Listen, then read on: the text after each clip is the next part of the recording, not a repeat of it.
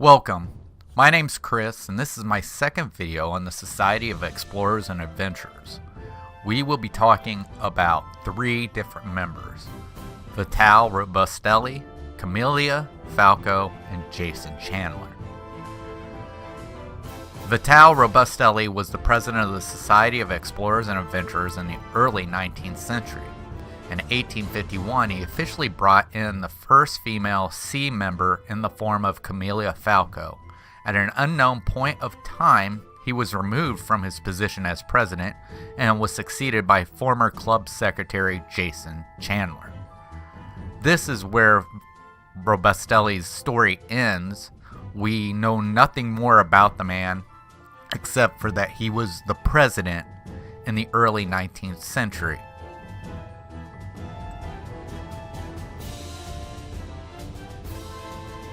Born in 1801, Camillia Falco was the daughter of Cecilino and Giuliano Falco, founder of the Museum of Fantastic Flight, which she inherited in 1850, and she would be the first woman inducted into the Society of Explorers and Adventurers in 1851.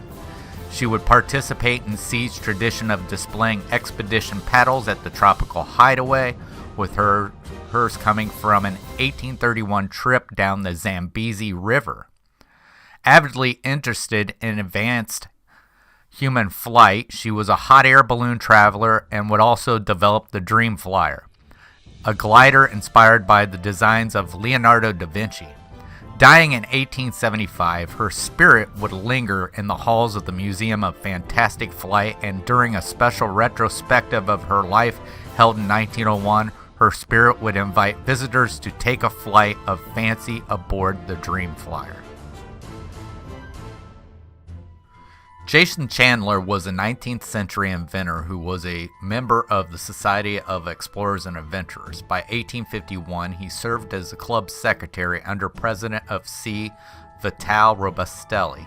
At some point following this, Chandler would rise to the position of president of the society while continuing developing his own inventions. By the 1880s, he would begin selling this technology to the Big Thunder Mining Company for their operations in Big Thunder Mountain to assist his friend from S.E.A., Barnabas T. Bullion.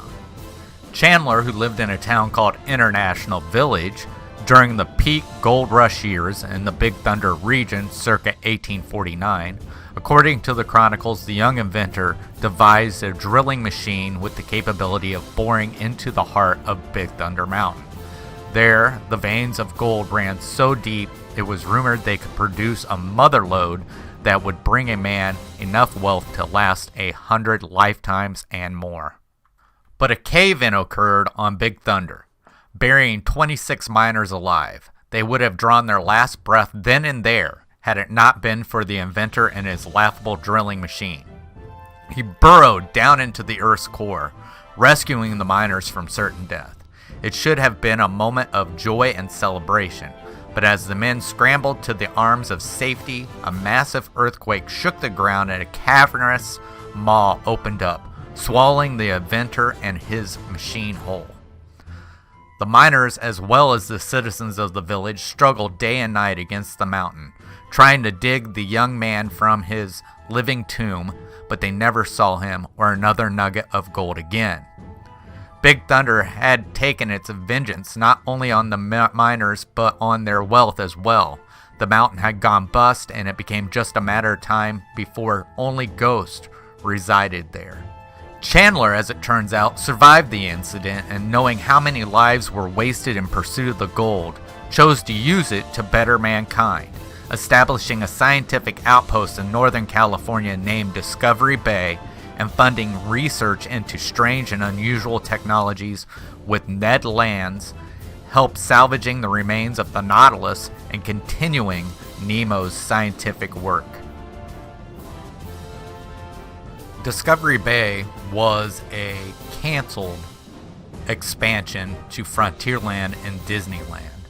It was supposed to be all based in the legend of Jason Chandler and S.E.A members, but it was supposed to have several different attractions, such as the Nautilus, featuring a simulated submarine adventure and a restaurant set inside the submarine's grand salon.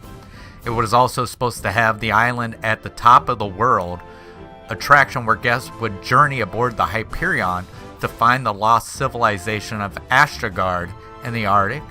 It was also supposed to have Lost River Rapids, a rapid ride featuring dinosaurs relocated from the Prime Evil World diorama. The Fireworks Factory, a shooting gallery based around shooting fireworks at targets. Spark Gap Loop, a roller coaster using magnetic technology. Professor Marvel's Gallery, a carousel theater show featuring strange and unusual things. Professor Marvel's Balloon Descent, a skyway-type experience that would connect Discovery Bay to the proposed Dumbo Circus expansion for Fantasyland. Sailing Ship Columbia, a new loading dock for the long-running Rivers of America staple, would have been built here, eliminating the need for the attraction to share one with the Mark Twain riverboat. Later plans would have it permanently docked to become a restaurant. And then the Disneyland Railroad. There would have been a train station in Discovery Bay. Unfortunately, this didn't happen, but there are different parts of Discovery Bay that does go across different parts of Disney parks. It's actually, they say, the Dreamfinder with Figment was actually taken from Professor Marvelous. Also, a lot of this stuff can actually be found in Tokyo Disneyland Sea.